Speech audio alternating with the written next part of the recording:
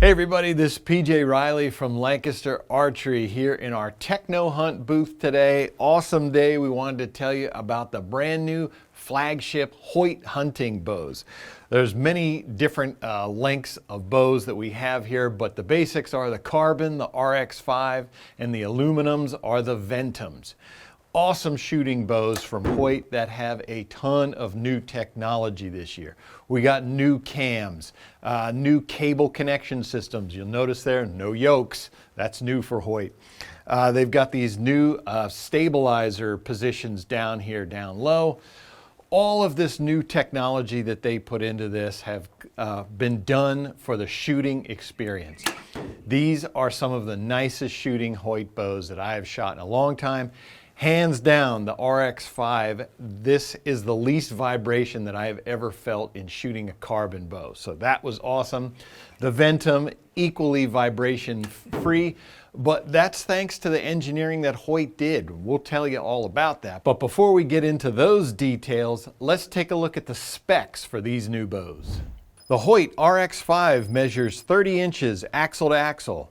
It's got an IBO speed rating of 342 feet per second. Brace height, 6¼ inches. You're going to have a total draw length adjustment from 25 inches to 30 inches. That's going to be split across two different mods. You're going to have available peak draw weights of 40, 50, 60, 65, 70, and 80 pounds. And the mass weight of this bow is 4.4 pounds. The Hoyt Ventum 30 measures 30 inches axle to axle. It's got an IBO speed rating of 342 feet per second, brace height of 6⅛ inches. It's going to have draw length adjustability from 25 inches to 30 inches. That's going to be spread across two different mods. It's going to be available in peak draw weights of 40, 50, 60, 65, 70, and 80 pounds. And this bow has a mass weight of 4.4 pounds. The Ventum 33 measures 33 inches axle to axle. It's got an IBO speed rating of 334 feet per second. Brace height, 6⅜ inches. This one's going to have a draw length adjustability from 26 to 31 inches across two different mods. It's available in peak draw weights of 40, 50, 60, 65, 70, and 80 pounds. And it's got a mass weight of 4.6 pounds. Okay, so first up here I have the Ventum 33. Obviously this is the aluminum model. I'm going to talk about some of the identical technologies that both bows have before we get into some of the individual differences. But both bows are going to have a brand new cam from Hoyt this year. This is the HBX cam. As we mentioned, you can see there's no split yokes. That's new for Hoyt. They've always had that split yoke there. This is a tri-track cam. There's 3 individual string tracks, and it's basically built on a binary platform. This is Hoyt's iteration of that. It's got a rotating mod, and there is a fairly large draw length adjustment. For the Ventum 33, that adjustment is 26 to 31 inches. Now, if you recall in the past, for Hoyt's draw length adjustments, they would have sometimes 2 and 3 different cams to get through all the draw lengths that you would have. You know, if you wanted to change draw lengths something drastically, or if you were right on the edge between 2 different sizes, you'd have to change cams, strings, cables, all of that. So Hoyt wanted to have a rotating mod that eliminated that. However, what they found was that by having the big adjustment range, like if they just had one mod from 26 to 31 inches, they found then there was a significant drop-off in performance at the lower end. So what they did was break it up, and there will be 2 mods. It's the same cam, there's still only one cam, but there will be 2 different mods. For the Ventum 33, you're going to have a number 2 mod that is from 26 to 29 inches, and then the number 3 mod is going to go from 29.5 to 31. Now, the 2 mods, they are interchangeable on all the cams, so it's going to have different draw length adjustments corresponding to it for like the RX-5 30. but it is the exact same mod, same lettering, so that's going to be great. You know, pro shops aren't going to have multiple different mods. It's basically going to be the two mods that they can use across all the bows. But what Hoyt found, as I said, was those two different mods give them optimum performance for all draw lengths. So you're not going to lose any performance, which that is incredible. Now, taking a look at the cam here, some things you're going to notice. On the top cam, you're going to notice this big wing out here. And then there is a corresponding one on the bottom, but it's in a different location. So that caught my eye as soon as I saw that, and I thought it had something to do with string capture, but no. The Hoyt engineers say that wing is actually to beef up the weight of this cam. It's for weight distribution. And as I mentioned, these bows have some of the least vibration that I've felt in Hoyt bows. That's a part of that. By dispersing weight in different places on the cam, it actually reduced some of the vibration. So that's what that is for. And then on the mod here, you're also going to notice, as we mentioned, we have adjustments from between 80 and 85%. It's just this little post right here on basically what is the cable stop. You're just going to move that to go between 80 and 85%, which is a great feature, allows you some customization. Without the split yokes. Okay, so how do you tune this bow? Well, in here you're going to see a series of spacers, one on each side.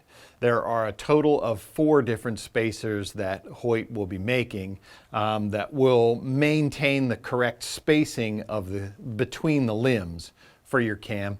And you'll just move between them as you do your tuning. You're going to move the cam left or right. No more twisting of the yokes to affect cam length.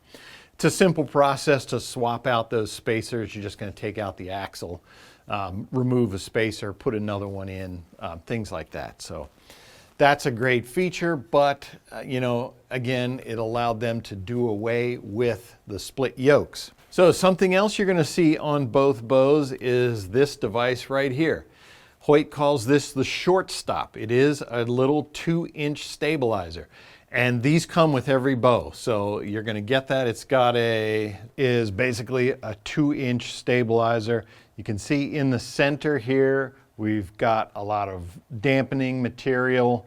It's going to be Navcom. That's going to take a lot of vibration out. And on the front here, you're going to have these. This is actually 2 discs. It looks like 4 discs, but it's actually 2.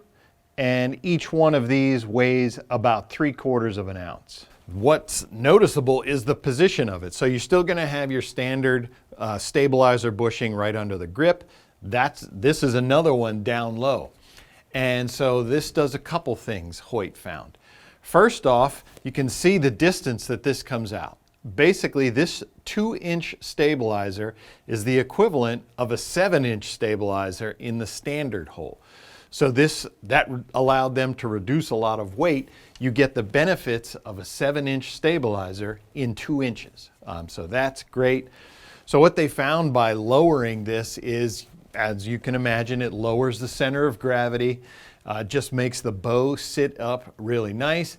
It helps with rotation by having it so far out front there. You know, it combats some hand torque, which is what one of the things stabilizers do.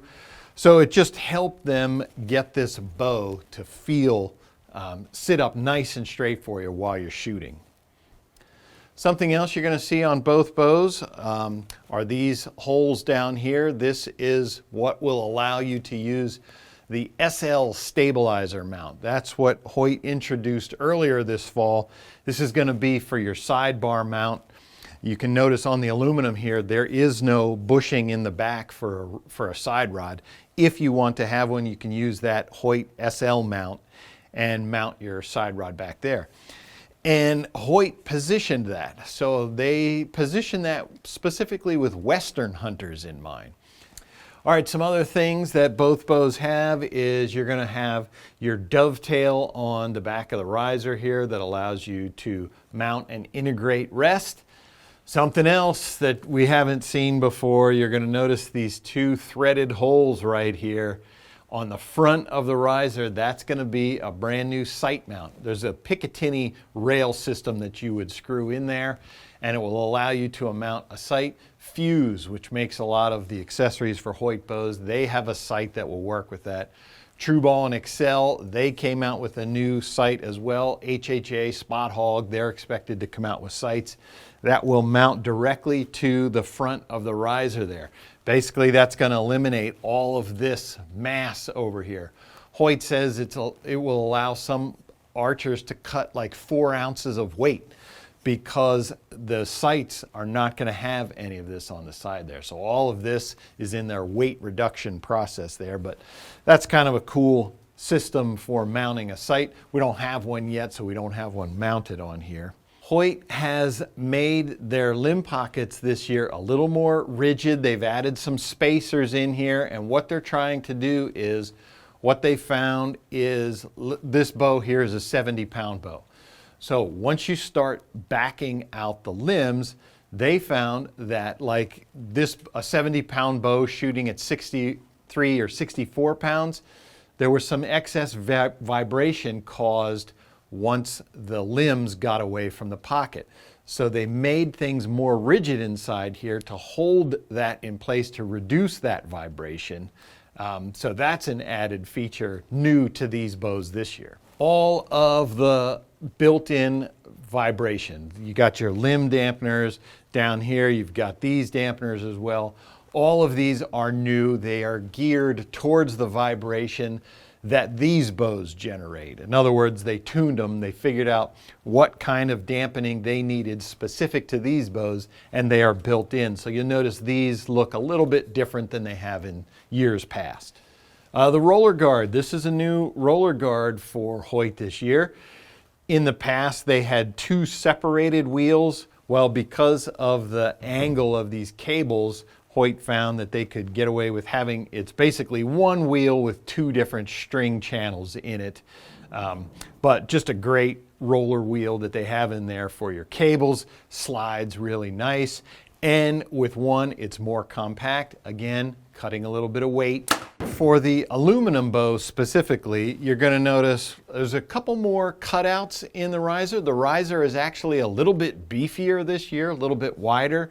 We've got some extra bridging up high and down low to make this thing super rigid to reduce more of that vibration, as we mentioned.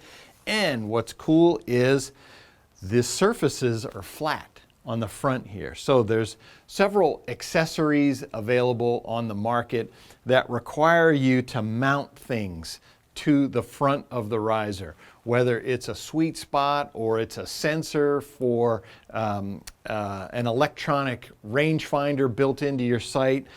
There's just a couple accessories where you're mounting things onto the riser. And Hoyt always had like cutouts and divots and dimples in there. Well, they wanted to make it a nice flat surface so that if you need to attach something to the front of the riser, you have a nice flat surface to do that. The grip inside here, as Hoyt has done for years, it's a very comfortable grip. Hand just slides right into it. It's the same on the RX-5. Just a real comfortable position, allows you to get your proper hand positioning.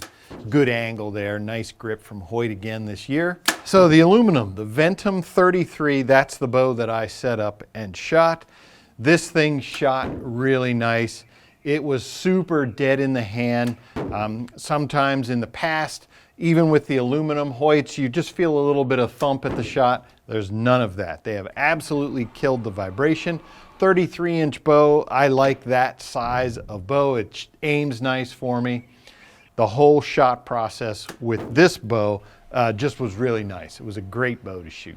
All right, on the RX-5, we have a lot of those technologies, as we mentioned, that were on the aluminum, the Ventum. But some things you're going to notice here, okay, so on the aluminum, we had the threaded holes on the front of the riser. Clearly, they are not here on the carbon, but there still will be a special Picatinny bracket that you can attach. You would pop off this cover plate here that's going to expose some screws, and then you're going to have basically a U-shaped mount that will go on the front here that you would screw into place. Then that's going to be your Picatinny for mounting those new sights that we talked about. Also on the carbon, you will still have the ability for the SL sidebar mount. That's going to be down here. It's going to be super low, so you're going to be able to get that low center of gravity. But then you still will have a more standard rear stabilizer mount up high, kind of just under the grip. That's kind of a standard spot. So if you want to do something there with a side rod connection, you can. So the riser of the RX-5, if you were to look at an RX-4, they're very, very similar with the exception of the mount for the shortstop stabilizer there. But there are, of course, the different cams, the different roller. We have that new technology with the HBX cam. But the biggest change, as I mentioned, that I noticed is the RX-5 has the least amount of vibration that I've felt in a carbon bow ever.